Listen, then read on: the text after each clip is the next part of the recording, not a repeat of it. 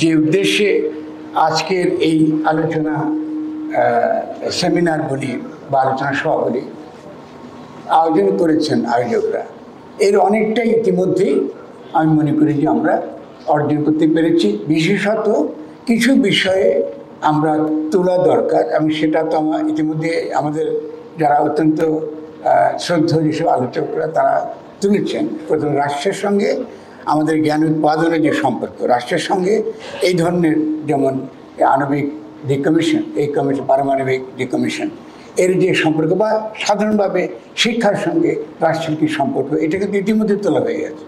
আবার এই যে নেতিবাচক দিকটা, এই যে অত্যন্ত মন্দ দিকটা, এটাও পরিষ্কার হয়েছে।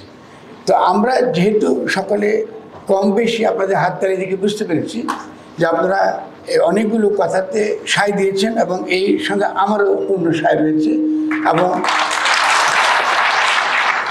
অবশ্যই কিন্তু এই সঙ্গে কিন্তু একটা প্রচ্ছন্ন সমালোচনা কিন্তু আপনাদের করা হয়েছে। আমার ভাই করেছেন, আমার একজন অত্যন্ত গুরুত্বপূর্ণ বিজ্ঞানী তিনি করেছেন। আমরা বিজ্ঞানীরা রাজনীতির সচেতন না এবং আমরা মনে করি যে বিজ্ঞানটা একটা বিচ্ছিন্ন, সমাজ থেকে রাজনীতি থেকে বিচ্ছিন্ন একটা ব্যাপার। Which is true. আমরা যখন যে বিজ্ঞানী যখন তিনি গবেষণা করেন তাহলে স্বভাবতই তাকে তো রাষ্ট্রের কথা ভাবলে, রাজনীতির কথা ভাবলে চলে না, তাকে বিজ্ঞানের দিকে মনোনিবেশ করতে হয়। কিন্তু নাগরিক হিসেবে যেটা আমাদের সকলের বোঝা দরকার যে আমরা এমন কোনো রাষ্ট্র এতটা বছর গেল আমরা এটা গঠন করতে পারিনি যে রাষ্ট্রে বিজ্ঞান চর্চা বা জ্ঞান উৎপাদনের একটা অবকাঠামো, একটা স্বাধীন অবকাঠামো আমরা গড়ে তুলতে পারি, যে স্বাধীন অবকাঠামো ছাড়া গণতন্ত্র কথাটা অর্থহীন। অর্থহীন কারণ আপনি কেন গণতন্ত্র চাইবেন? আপনি কেন? শুধু তাই না, এমনকি সার্বভৌম রাষ্ট্র কথাটা অর্থহীন। কেন আপনি কেন সার্বভৌম রাষ্ট্র চাইবেন? আপনি মার্কিন যুক্তরাষ্ট্রে গিয়ে, ভারতে গিয়ে, অন্য যে কোনো জায়গায় আপনি গবেষণা করতে পারেন, আছে না? এখান থেকে নিতে পারেন, অনেকে হয়তো আছে না এখন। কিন্তু সভরেন্টি, একটা রাষ্ট্রের যখন তার যে সভরেন, তার যে ক্ষমতা, এটা সে যখন দাবি করে তখন তার গোড়ায় যে দাবিটা থাকে সেই দাবিটা হচ্ছে নাগরিকদের যেমন অধিকারের প্রশ্ন, একই সঙ্গে সঙ্গে আমরা যে একটা সংস্কৃতির অন্তর্গত, আমাদের যে একটা স্বাধীন জ্ঞান উৎপাদনের ক্ষমতা রয়েছে, আমাদের যে একই সঙ্গে গবেষণার ক্ষমতা রয়েছে এবং সেই গবেষণার ক্ষমতাটুকু আমরা যেন দ্রুত বিকশিত করতে পারি, যেন বিশ্ব রাষ্ট্রসভায় আমরা একটা শক্তিশালী রাষ্ট্র হিসেবে আমরা দাঁড়াতে পারি। এটা খুব সহজ কথা। এটা এই সহজ জিনিসটা কিন্তু আমরা বোঝাবার জন্য 50 বছর গেছে এবং ইতিমধ্যে বহু ছেলে তাদের জীবন দিয়েছে, রক্ত দিয়েছে, বহু ছেলে পঙ্গু হয়ে রয়েছে।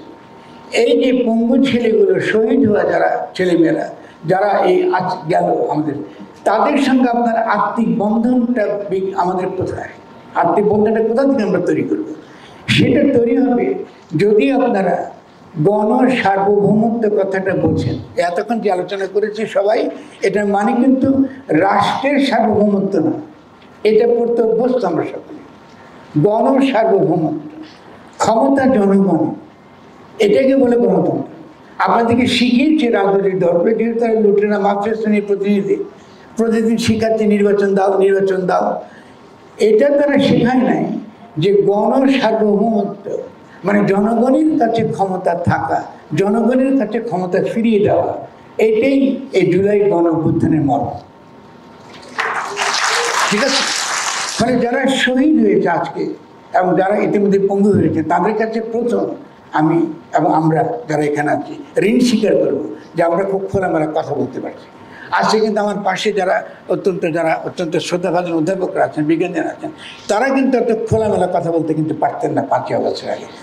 আমি ঠিক বলছি, পারতেন না কথা বলতে।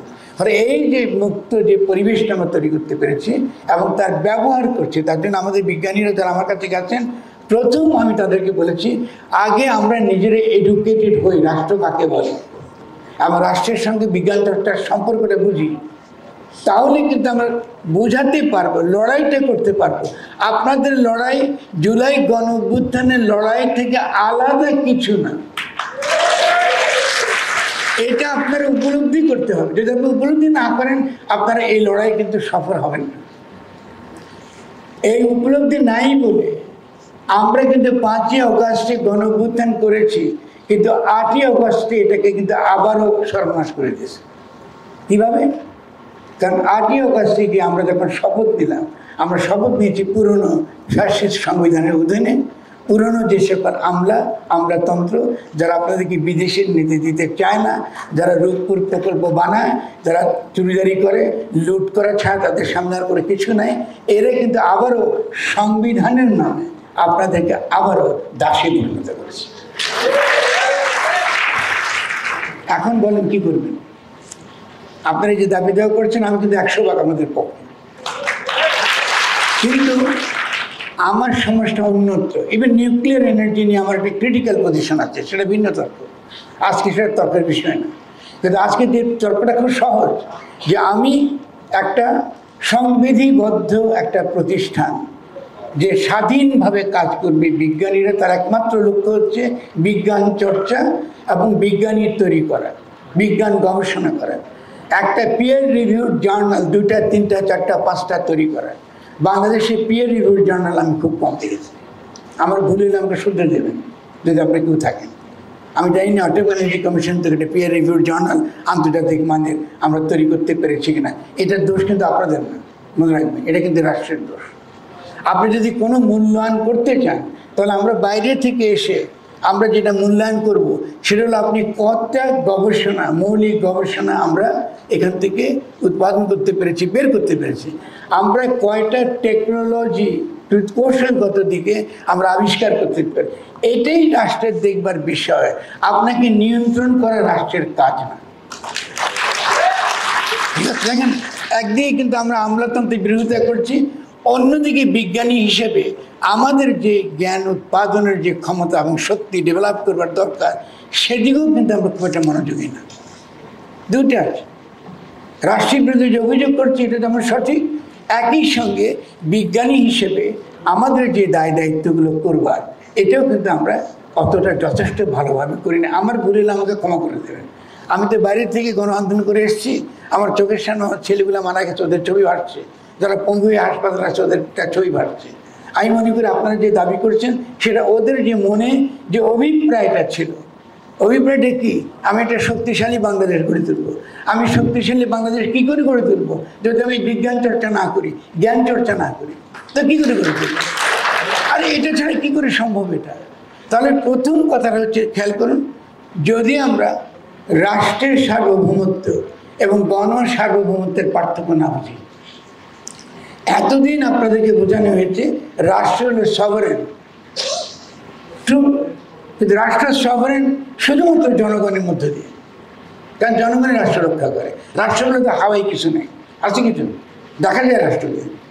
রাষ্ট্র দেখতে হলে আমলাকে দেখবেন অথবা জনগণকে দেখবেন, এছাড়া তো রাষ্ট্র একটা অত্যন্ত বিমূর্ত জিনিস। তাহলে রাষ্ট্রের কথাটা বলে, সার্বভৌমত্বের কথাটা বলে আমাদের কাছ থেকে যেটাকে দূরে ফেলা হয়, সেটা হলো জনগণের ক্ষমতা।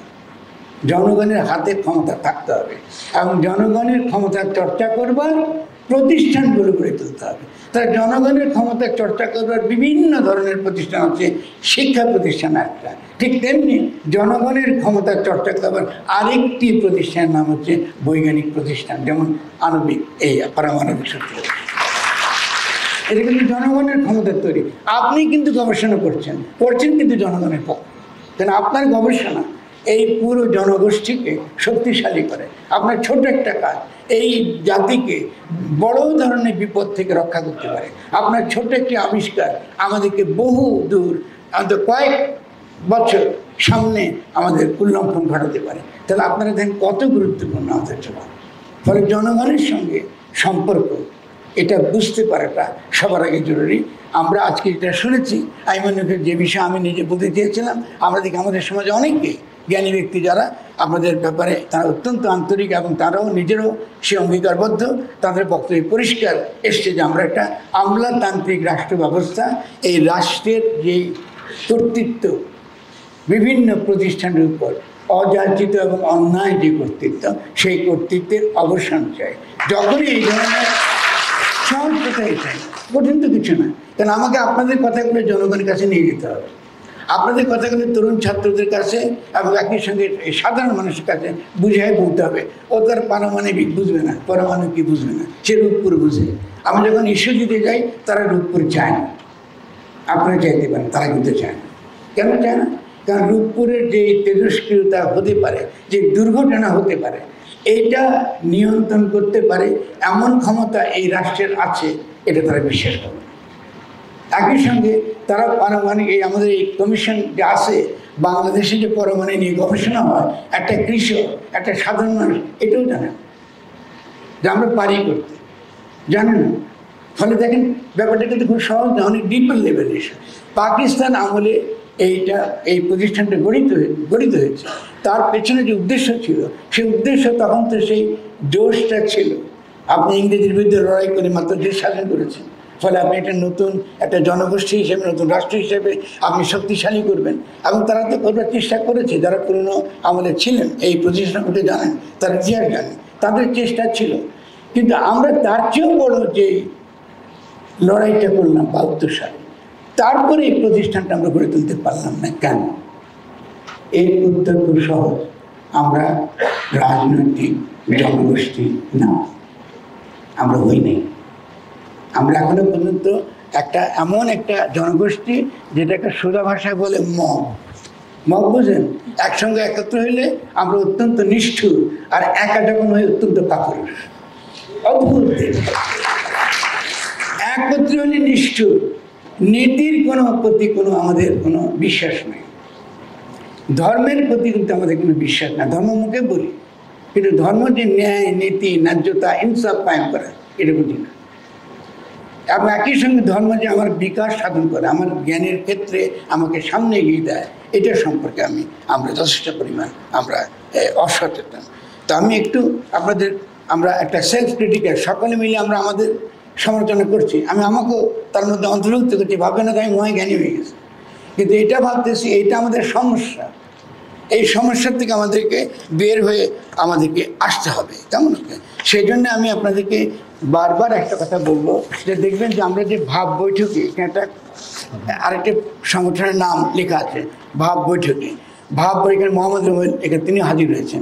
আমরা দীর্ঘদিন ধরে এই গণ সার্বভৌমত্বের কথাই বলে আসছি। আপনারা যেটা বলছেন, আজকে বলছেন, অনেক আগে থেকে বলছেন যে আমাদেরকে যেটা কায়েম করতে হবে সেটা হলো গণ সার্বভৌমত্ব, জনগণের কাছে ক্ষমতা এবং জনগণের অন্তর্গত বিজ্ঞানীরা, এবং তার কাজ এটি বিজ্ঞান চর্চা করা। ফলে বিজ্ঞান চর্চা করবার জন্য তার যে ক্ষমতা দরকার, নতুন জ্ঞান উৎপাদনের জন্য তিনি নতুন জ্ঞান উৎপাদন করবেন, নতুন আবিষ্কার করবেন, নতুন বিজ্ঞান চর্চা করে বিজ্ঞানের নতুন দিগন্ত তিনি আমাদেরকে দেখাবেন। তার জন্য তার কি দরকার? তার জন্য তার ক্ষমতা দরকার, এটা করবার ক্ষমতা যদি আমি করতে চাই, এটাকে বিকশিত করতে চাই, তাহলে রাষ্ট্রকে বিশ্বাস করতে হবে যে সে গণ সার্বভৌমত্বের উপর দাঁড়ানো, সে গঠিত হয়েছে এমনভাবে যাতে গণ সার্বভৌমত্ব সে কায়েম করে, মানে জনগণের কাছে তার ক্ষমতা ফিরিয়ে দেয়। এই জনগণের কাছে ক্ষমতা ফিরিয়ে দেওয়ার মানে কি? আজকে যদি আপনাদের এখান থেকে বলেন যে আমাদের এই যে পারমাণবিক শক্তি কমিশন, বাংলাদেশ পারমাণবিক শক্তি কমিশন, তার কাছে আণবিক শক্তি সংক্রান্ত গবেষণার ক্ষমতা ফিরিয়ে দেওয়া, তাহলে গণসাম্যতা বুঝতে কিন্তু এটা বুঝবো। এখন বাইরে যখন ফরার মধ্যে যদি গণসাম্যের কথা বলে, তাহলে আপনাদের বুঝতে হবে আমি কিন্তু আপনাদের কথাই বলছি, শুধু আপনাদের কথা না, যতগুলো আমাদের কি বলে আমরা সংবিধিবদ্ধ প্রতিষ্ঠান বলি, কি সাহিত্য শাসিত প্রতিষ্ঠান বলি, এটা সম্পর্কে আমাদের পরিষ্কার ধারণা থাকতে হবে। খেয়াল করেন, সংবিধিবদ্ধ প্রতিষ্ঠান তার যে লিগাল যে মানে, এটাও কিন্তু তারা বদলে দিয়েছে। আবার বক্তব্য শুনলাম কি আপনারা কি বলেছেন, body corporate. No, it is not so. এটা একটা আক্ষরিক অনুবাদ, এটা তো লিগাল টার্ম। আপনি যখনই বলেন স্ট্যাটিউটরি বডি, এটা তো লিগাল টার্ম। আপনি সাংবিধানিকভাবে স্বাধীন। দেখেন আপনি কীভাবে আপনাকে প্রতারিত করছে, যেহেতু গণসার্বভৌমত্বের ধারণা আপনার নাই বলে সে এসে আপনাকে বোঝাচ্ছে আপনি সাংবিধানিকভাবে স্বাধীন, এই জন্য আপনি সংবিধিবদ্ধ। আপনি সংবিধান দ্বারা আপনাকে স্বাধীনভাবে কাজ করার অধিকার দেওয়া হলো জনগণের পক্ষে। এটা আপনি বিকৃত করে দিলেন কেন? যেহেতু আপনি ওই যে লুটেরা মাফিয়া শ্রেণীর কাছে আপনি রূপপুর প্রকল্প দিবেন, খুব সুরক্ষা, আপনি তাদের হাতে দিবেন, তারা ব্যবসা করবে এবং তারা বিজ্ঞানী আনবে রাশিয়া থেকে, বিজ্ঞানী আনবে বাইরে থেকে, তাদের বালিশের ব্যবসাতে দায় আনবে। শুনছেন তো আপনারা? ওকে, তাহলে এই হচ্ছে দেখেন, যদি আমরা একটা কনসেপ্ট আমাদের কাছে পরিষ্কার না থাকে তাহলে আমরা দেখব যে কী করে সর্বত্র সকল ক্ষেত্রে, রাষ্ট্রের সকল ক্ষেত্রে আমরা কিন্তু হেরে যাব, সকল ক্ষেত্রে। এই আপনাদের প্রতিষ্ঠানের ক্ষেত্রে আপনারা হেরে যাবেন যদি আমাদের কাছে এই ধারণাগুলো পরিষ্কার না হয়। তো আমি মনে করি যে প্রথমত আজকে আমি তো অনেক গুরুত্বপূর্ণ আলোচনা করি, আমি এটা রিপিট করবো না, আমি শুনেছি, শিখেছি অনেক কিছু। প্রথমত মনে করি গণ সার্বভৌমত্ব এবং জ্ঞান উৎপাদন, মানে জ্ঞান উৎপাদন করবার ক্ষমতা, এটা পারস্পরিক, একটাকে বাদ দিয়ে আরেকটা হয় না। মানে আপনার যদি সেই গণক্ষমতা না থাকে, গণক্ষমতা আপনি তৈরি করতে না পারেন, রাষ্ট্রের রূপে তাকে যদি আপনি প্রতিষ্ঠিত করতে না পারেন, আণবিক পারমাণবিক শক্তি কমিশন এই প্রতিষ্ঠান কখনো স্বাধীনভাবে বিজ্ঞান চর্চা করতে পারবেন না। ফলে রাস্তার লড়াইয়ের সঙ্গে আপনাদেরকে থাকতে হবে। আমি বলছি না যে রাস্তার লড়াইকে আপনার রাস্তার লড়াই করেন, এটা আপনাদের কাজ না, বিজ্ঞান চর্চা করার দরকার, কিন্তু রাস্তার লড়াইয়ের তাৎপর্য আপনাদেরকে বুঝতে হবে। গণ সার্বভৌমত্বের দাবিটা তার সঙ্গে আপনার স্বার্থ কী করে জড়িত এটা আপনাকে বুঝতে হবে। এটা বুঝতেই কিন্তু আমরা একটা বৃহত্তর একটা শক্তি আকারে হাজির হব এবং এই যে একটা আমলাতান্ত্রিক রাষ্ট্র, এটার একটা রূপান্তর আমরা ঘটাতে পারবো। এবং ছাত্ররা দেখেন দাবি করছে কি যে আমাদেরকে নতুন করে রাষ্ট্র বানাইতে হবে, আমাদের নতুন গঠনতন্ত্র লাগবে, নতুন কনস্টিটিউশন লাগবে। আপনি শুনেছেন না? তো নতুন কনস্টিটিউশন করার মানেটাই হলো যে সে আপনাকে গণ সার্বভৌমত্ব কায়েম করতে চায়। যদি নতুন গঠনতন্ত্র আসে তাহলে এই সংবিধিবদ্ধ যে সকল প্রতিষ্ঠান তাকে এই যে কর্পোরেট বডি বানাবার এটা বন্ধ হয়ে যাবে। ওটা ঠিক না করলে এটা ঠিক হবে না। তো ফলে ওই চিন্তাটা আমাদের মধ্যে থাকতে হবে এবং আমরা এটাকে আমরা এগিয়ে নিয়ে যাব। আপনি দেখেন, আপনার এই যে আলোচনা হয়েছে, আমি তো হয়তো রিপিটিশন হবে, আপনি যদি এই আইনে যে 217-তে যদি আপনি বিচার করেন, কিছু কিছু তো আপনারা নিজেরা লিখেছেন, এই গণ সার্বভৌমত্ব আলোকে যদি আমি দেখি তাহলে এখানে কমিশনের গঠন ও সবার কোরাম নির্ধারিত, কিন্তু বাস্তবে শূন্যপদে নিয়োগ না দিয়ে কমিশনের কাঠামোকে অকার্যকর করে রাখা যায়। আমরা এত সব চালাকি জানে, খুব সহজ, এটা সে করেই যাবে একটা পরে একটা। ফলে এটা হচ্ছে না। আপনার আবার ধারা 20-এ দেখেন বলা আছে যে কমিশনের তহবিল অফিসিয়াল ব্যাংকে রাখা ও নির্ধারিত বিহিতে খরচ করতে হবে, কিন্তু আপনাদেরকে বাধ্য করছে যে একটা সফটওয়্যার, হ্যাঁ আমি যদি বলি সফটওয়্যার, আপনি তথ্য দিতে হবে। দেখেন এই যে তথ্য দেবেন আপনি এই আণবিক গবেষণার ক্ষেত্রে, এটা তো রাষ্ট্রের নিরাপত্তার প্রশ্ন ওঠে। এটা তো একটা বাংলাদেশের নাগরিক আকারে তো আমি জানতে চাইবো এই তথ্য কে পাচ্ছে, কার কাছে যাচ্ছে, কে এটা রক্ষা করছে। এটা তো সামরিক ইস্যু বটে, এটা প্রতিরক্ষা ইস্যু, সিকিউরিটি ইস্যু, নিরাপত্তা ইস্যু, সামরিক ইস্যু। আপনি কি করে সফটওয়্যার, তাহলে সফটওয়্যার মালিকটাকে, এটা কার কাছে থাকছে এই ডাটাবেসগুলো আমি জানি না, আপনারা তো ভালো বলবেন কার কাছে যাবে ডাটাবেস। সেই ডাটা স্ট্র্যাটেজিক প্রতিষ্ঠান হিসাবে এটা গোপনীয় থাকাই নো। এই দেখেন আরেকটা বেরিয়ে গেছে না, গোপনীয়। আমরা গোপনীয়তাকে ভালোবাসি, মনে রাখবেন। যখন আপনি রাষ্ট্রের সার্বভৌমত্বের কথা বলবেন তখনই গোপনীয়তার কথা আপনার শিওর। গোপনীয়তার মানে ঠিক আপনি নিরাপত্তার জন্য যেখানে আপনি নিরাপত্তার জন্য যেখানে আপনি নিরাপদ মনে করেন সেখানে থাকতে হবে। আমরা কি নিরাপদ? তারা কি নিরাপদ? আচ্ছা আমি আপনাকে পলিটিক্যালটা বুঝে বলি। এইটি পর্যন্ত আমাদের দেশে যে সকল রূপান্তরগুলো হয়েছে, পলিটিক্যাল রূপান্তর, রাজনৈতিক রূপান্তর, সেখানে সেনাবাহিনী ভূমিকা রেখেছে, কু করছে, গণ অভ্যুত্থান করছে। তারা অধিকাংশ সময় সেনাবাহিনী, সে পাকিস্তান আমল থেকে দেখেছেন একটা পর একটা দেশ। কিন্তু 80-র পরে এই যে যেটাকে আমরা বলি যে আন্তর্জাতিকভাবে সাম্রাজ্যবাদ বলি না, বা আপনারা বাম বলে গালিগালাজ করানোর সময়, জানি বামরা বলে সাম্রাজ্যবাদ, কিন্তু ধারণাটা গুরুত্বপূর্ণ বুঝতে হবে যে পরাশক্তি নামে একটা শক্তি আসলে আছে। এবং সে কী করে আপনাকে নিয়ন্ত্রণ করে, দিল্লিতে তো বসে না শুধু, সে ওয়াশিংটনে বসে, সে ব্রাসেলসে বসে, সে এই যে বড় বড় কর্পোরেশনগুলো যেভাবে আপনাকে নিয়ন্ত্রণ করে, তার নিয়ন্ত্রণ করার পদ্ধতি এখন আর সামরিক বাহিনী দ্বারা হয় না, এখন আর আমলাদের দ্বারা। কেন? একজন আমলাকে যদি আপনি বিদেশ থেকে তার একটা টিকিট দেন তার ফ্যামিলি সহ, সে অনেক কিছু চুক্তি করে নিয়ে আসে প্রকল্প। আপনি যদি প্রশ্ন করেন আজকে যে রূপপুর প্রকল্প কারা কারা এই প্রকল্পটা পাশ করবার ক্ষেত্রে গুরুত্বপূর্ণ ভূমিকা রেখেছে, আপনি খুঁজে পাবেন না, খুব কঠিন কিছু না। ফলে গণঅভ্যুত্থান যখন হয়েছে তার সভাপতি আমরা তো খুঁজবো এদের যে কারা করলো এই যে আপনার যে বালিশ অর্থনীতি, এই বালিশ অর্থনীতি কারা এখানে আনলো বাংলাদেশে, এটা তো খুঁজতে হবে আমাদেরকে। তাহলে গণঅভ্যুত্থানের পরে তো এটা খোঁজা উচিত আমাদের, নাকি আপনি কি মনে করেন? খুঁজবো না? খোঁজা দরকার।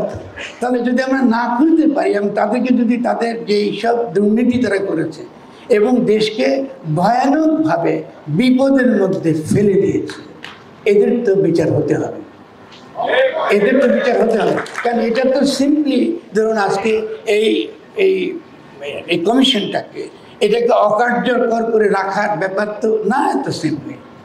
এটার সঙ্গে লুটের ব্যাপার জড়িত আছে, এটার সঙ্গে বিভিন্নভাবে রাষ্ট্রকে দুর্বল করবার ব্যাপার জড়িত আছে, এটার সঙ্গে নিরাপত্তার প্রশ্ন জড়িত। কারণ আমি রূপপুর এই যে আমাদের যে প্রকল্প, এই প্রকল্পের নিরাপত্তার সম্পর্কে আপনারা কিছু জানেন? আমি জানি না, আমি তো দেশের একজন নাগরিক, আমি জানি না কী করে আপনি যদি কোনো অ্যাক্সিডেন্ট হয়, দুর্ঘটনা হয়, কী করে এটা কেন মোকাবিলা করবো। আমি দেখছি সেখানে যে যখনই তারা কিছু তেজস্ক্রিয় পদার্থ তারা যখন আনে, তখন ওই এলাকাতে প্রায় রীতিমতো 144 ধারা জারি করা হয়, যে ট্রাক নিয়ে আসে বা আগে থেকে ওখানে ঘোষণা দেয়। আপনি কেউ ঈশ্বরদের কেউ আছেন এখানে? আমি ঈশ্বর দেখেছি, এগুলো গবেষণা করেছি, বোঝার চেষ্টা করেছি। ফলে যখন আসে আপনাকে ওই পুরো এলাকাকে আপনাকে এটাকে কী করতে হয়, এটাকে আগে থেকে সতর্ক করে দিচ্ছে, ওই যেখান দিয়ে ট্রাক যাবে ওখান থেকে ট্রাক যেন লোকে না জানে নয়। আমাদের একটা একটা একটা আমাদের জনসংখ্যা অনেক বেশি, আমরা যে কোনো জায়গায় যাই, প্রচুর মানুষ এখানে থাকে, আমাদের গ্রামগুলোর মধ্যেও জনসমষ্টি বেশি। ফলে আপনি সেই তেজস্ক্রিয়তা বাতাসে কতটুকু ছড়াচ্ছেন, কোথায় কি হচ্ছে, এই যে নিরাপত্তার দিকটা, এই নিরাপত্তার দিকটা নিশ্চিত কারা করবে? এটা কি আমরা করবো না রাশিয়ারা করবে? কার দায়িত্ব? এটা জিজ্ঞেস করছে না? এটা কি আপনাদেরকে দায়িত্ব দিয়েছে তারা? আমি তো জানি না। যদি দিতাম, ধরুন আমরা একটা রিয়েলি মনে করি যে রূপপুর প্রকল্প, যারা মনে করেন, যদি আমি তার সাথে একমত নেই, যদি তর্কের খাতিরে মনে করেন রূপপুর এই পারমাণবিক আমাদের যে বিদ্যুৎ কেন্দ্র, এটা আমাদের দরকার, ভালো, বুঝলাম। তাহলে তার জন্য যেই ধরনের বৈজ্ঞানিক যেই ধরনের প্রস্তুতি আমাদের দরকার, এই নিরাপত্তাকে নিশ্চিত করবার জন্য যে অবকাঠামো এবং যেটাকে আপনারা আমাদের দরকার, এমনকি যে আইনি দিকও তো দরকার। যদি ওখান দ্বারা কোনো জনগোষ্ঠী যদি ক্ষতি হয় তেজস্ক্রিয়তার কারণে, রূপপুর এই প্রকল্প শুরু হওয়ার আগেই যে আপনি তেজস্ক্রিয় পদার্থ নিয়ে যাচ্ছেন, তার জন্য তো ক্ষতি হতে পারে, তার নিরাপত্তাকে দেবে, এরও তো কিছু নাই। তাহলে আমরা দেখতে পাচ্ছি যে এইভাবে বিভিন্ন ক্ষেত্রে 11 দফা আপনারা যেটা দিয়েছেন, এটার প্রত্যেকটা দফা যুক্তিসঙ্গত। এর মধ্যে এমন কিছু নাই যেটা গণস্বার্থের পরিপন্থী, এটা আমাদের স্বার্থের সঙ্গে যুক্ত, আপনাদের না, আমাদের স্বার্থের সঙ্গে যুক্ত, জনগণের স্বার্থের সঙ্গে যুক্ত। আপনি দেখুন, আপনি যদি ওই যে প্রাতিষ্ঠানিক স্বায়ত্ত শাসন নীতির দিকে যেটা আপনি তাকান, কেমন আপনারা কমিশন আবার পুনর্গঠন করতে চাইছেন, আমি বুঝতে পারি সেটা। হ্যাঁ, আমরা গঠন করতে চাইছি। যদি আমরা গঠন করতে চাই তাহলে আমরা কি চাইতেছি? গঠন করতে গেলে আমলাতন্ত্রের আদৌ কোনো প্রভাব থাকবে কি না, তার অবস্থানটা কী হবে, আমলাতন্ত্রের সঙ্গে আমাদের সম্পর্ক কী, বা এমন অন্য কথা বাদ দিন, শুধুমাত্র সংবিধিবদ্ধ প্রতিষ্ঠান বলতে আমরা আইনের দিক থেকে কী বুঝবো, এটা তো তর্কের বিষয়, এটা তো আলোচনার বিষয়, আলোচনা তো করতে হবে। কিন্তু তারা তো অর্থ বলতে দিচ্ছে, তাদের মতো করে অর্থ বলতে দিচ্ছে। তাহলে প্রত্যেকটা ক্ষেত্রে আমি প্রত্যেকটা আমাদের দাবি ধরে ধরে, যেহেতু অনেক আলোচনা হয়েছে, আমার ধরবার কোনো, আমি আবার নতুন করে বলার কোনো প্রয়োজন নেই। আমি মনে করি যে আমরা যেই কথাগুলো বলছি সেই কথাগুলো অত্যন্ত যুক্তিসঙ্গত, এবং যেই গণসার্বভৌমত্বের আলোকে যদি আমি বিচার করি, আমরা মনে করি এটা এই জনগণের হাতে ক্ষমতা ফিরিয়ে দেওয়া। তার মানে আণবিক শক্তি কমিশন, পারমাণবিক শক্তি কমিশন যেটা আমাদের আছে, আমাদের যে প্রতিষ্ঠান, এই প্রতিষ্ঠানের কাছে তার যে ন্যায্য ক্ষমতা, এই ক্ষমতা অবশ্যই ফিরে দিতে হবে। এটা নিজস্ব, এটা বিজ্ঞানীদের কাছে যে ক্ষমতা, বিজ্ঞানীর যে কাজ, সেটা তাকে ফিরিয়ে দিতেই হবে। এরপরে তিনি আমার তাকে আমি যেহেতু তার প্রতি আমার আস্থা, ফলে তিনি আমার দেশের নিরাপত্তা, তিনি কোথায় দেখবেন তার্কের সংকট, এই আমাদের এই পরমাণু গবেষণার ক্ষেত্রে বৈজ্ঞানিক দৃষ্টিকে কোথায় কোথায় আমাদের নিরাপত্তা বিঘ্নিত হতে পারে, একমাত্র বিজ্ঞানীরাই আমাকে একমাত্র সেক্ষেত্রে পরামর্শ দিতে পারেন। আরেকটি কথা বারবার আমাকে বলা হয়, আমি এমন অনেক সময় সচিবালয়ে শুনেছি যে এই যখন তাদের কথা বলি যে বিজ্ঞানীরা বিদেশে যখন যান তখন আপনারা তাদের এই কাগজপত্র আপনারা ঠেকাই দেন। সে ফুল ব্রাইট স্কলারশিপের কথা আপনি তোকে শুনেছেন। অনেক বিজ্ঞানী নিজের চেষ্টায় সারা জীবনের তার সাধনা পড়াশোনা করেছে, বিজ্ঞান চর্চা করবে, একটা স্কলারশিপ জোগাড় করেছে, আপনি সেই স্কলারশিপটা বন্ধ করে দিচ্ছেন। আমি অনেকগুলো আমাকে দেখিয়েছে, আমি পেয়েছি, আমার আপার মন্দির আপা আমাকে দেখিয়েছেন। প্রশ্ন হচ্ছে আমাদের পিএইচডি কেন করে? আমাকে একটা প্রশ্ন করতে চাই, আমাদের পিএইচডি করে করবো ঠিকই, ট্যাক্সের টাকা, ঠিক আছে, সরকারি টাকা। আপনারা পিএইচডি কেন করেন? আপনার যদি পিএইচডির দল, আপনি তো জনগণের কাছে থাকবে, বাংলাদেশ সম্পর্কে আপনার খবর নেবেন, বাংলাদেশের প্রশাসনের অভিজ্ঞতা, তার ভিত্তিতে আমাদের বিশ্ববিদ্যালয়ে পিএইচডি করে কোনো অসুবিধা নেই। আপনার টাকা নিয়ে সরকারি টাকা বিদেশে যাবেন, আবার সেটা সরকারি টাকা যদি না হয় আবার আরেকটা প্রকল্প বানাবেন। কি একটা নতুন আছে না, বৃত্তি দিবার একটা প্রকল্প, শেখ হাসিনা বানিয়েছেন, বঙ্গবন্ধু স্কলারশিপ এটা বানিয়েছেন। আচ্ছা ভাই, এত লুটপাট তো এটা তো একটা দৃশ্যপটে না। কিন্তু কেন আমাকে একজন আমরা জিজ্ঞাসা করলেন, আমি তো আপনি তো ডক্টর, আপনি কেন ডক্টর করছেন, এটা কী কাজে লাগছে আপনি কী কাজে লাগছে? আমার তো একটা সায়েন্টিস্টকে বিদেশি তোরা থেকে যায়, আমি ধরো 100টা সায়েন্টিস্ট পাঠাতে চাই বিদেশে থাকো, তো বলতে উনি বলতে আরে আপনি তো বাজি দেশপ্রেমী মানুষ, আপনি কি এটা চাই? আমি চাই এটা। কেন?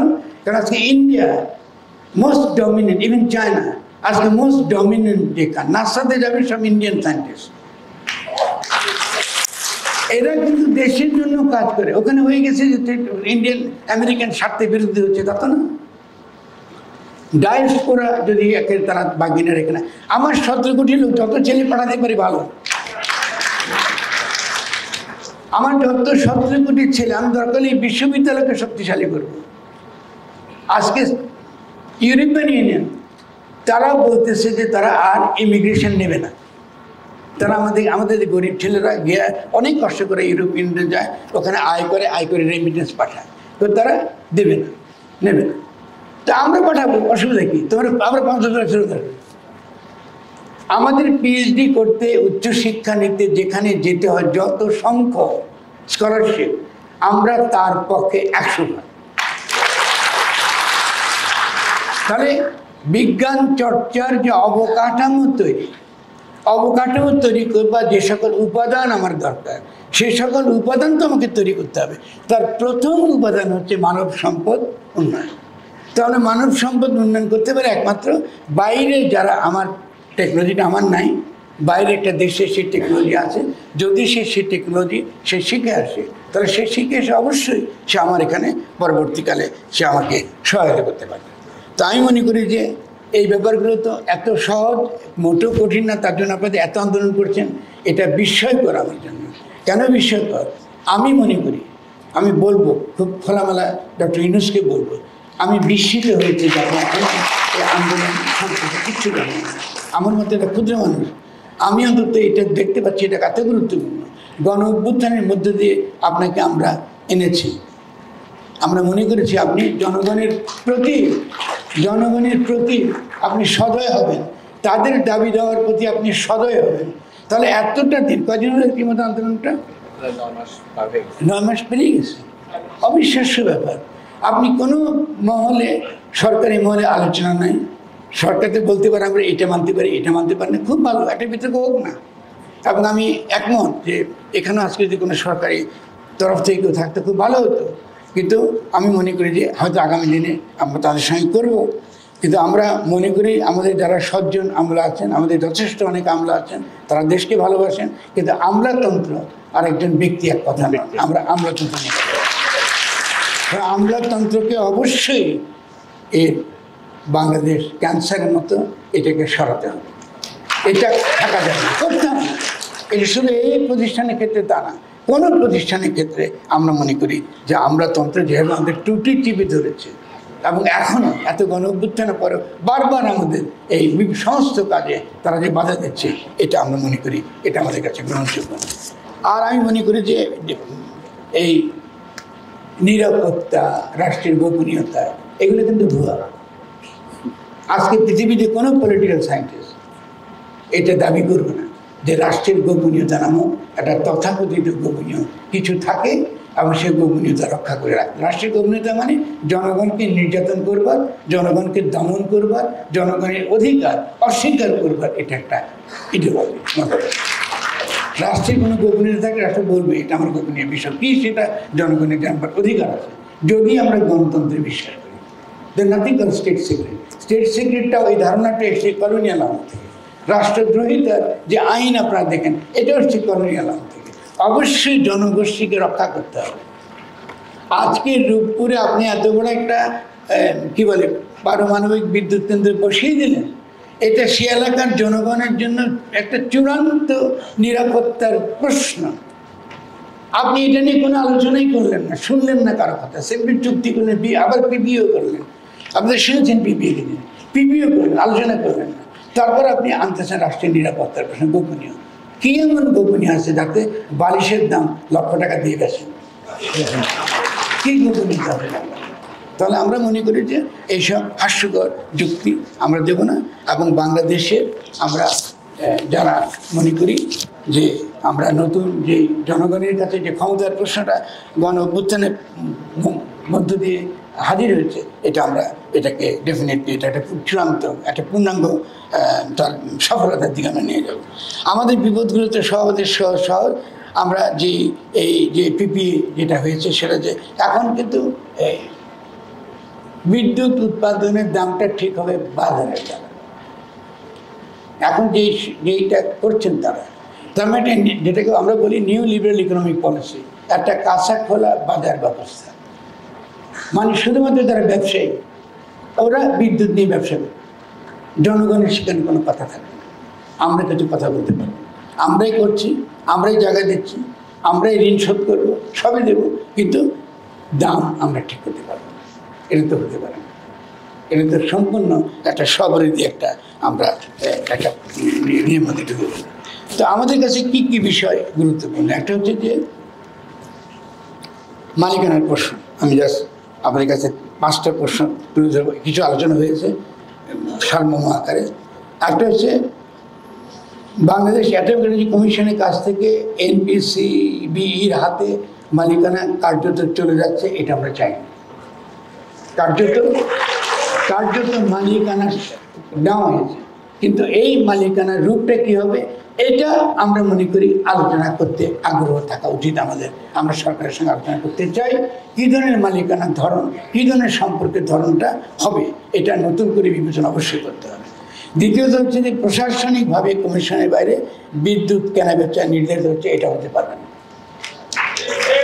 ইন্ডিপেন্ডেন্টলি হচ্ছে। এটা আমাদের এনার্জি সিকিউরিটির সঙ্গে এটা জড়িত। আর এখানে প্রথমত রাষ্ট্র যদি বিনিয়োগ করে তাহলে এটার যে লাভটা, সেই লাভও আসতে হবে এই আমাদের এই কমিশন।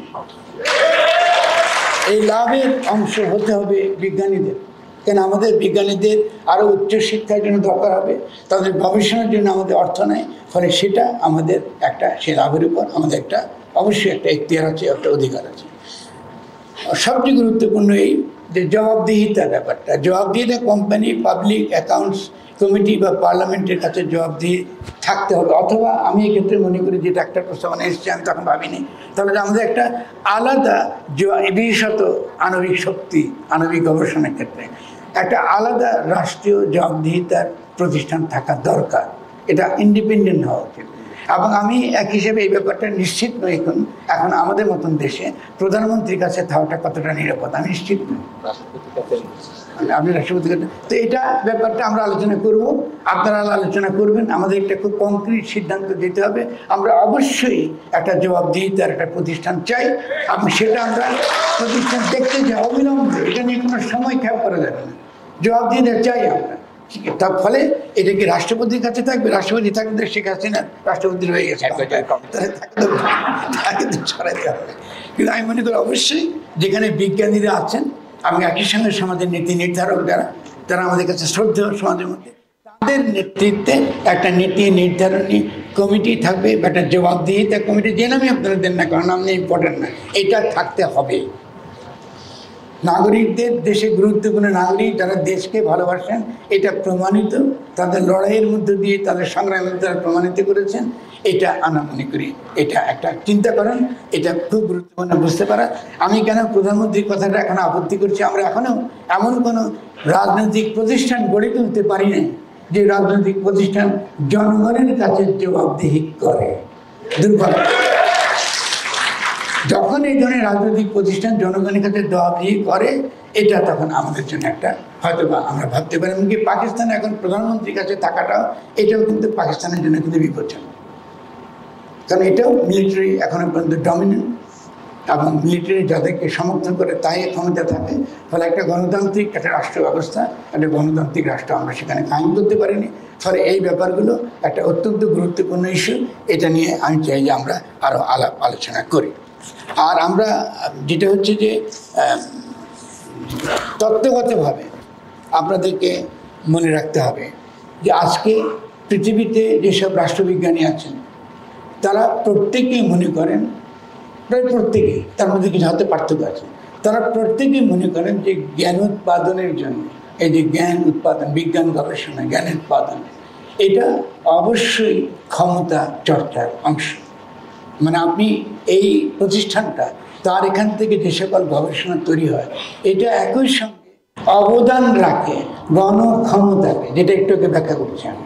ফলে আপনাদের অবদানটা এই পুরো দেশের 17 কোটি মানুষকেও ক্ষমতাবান করে তোলে।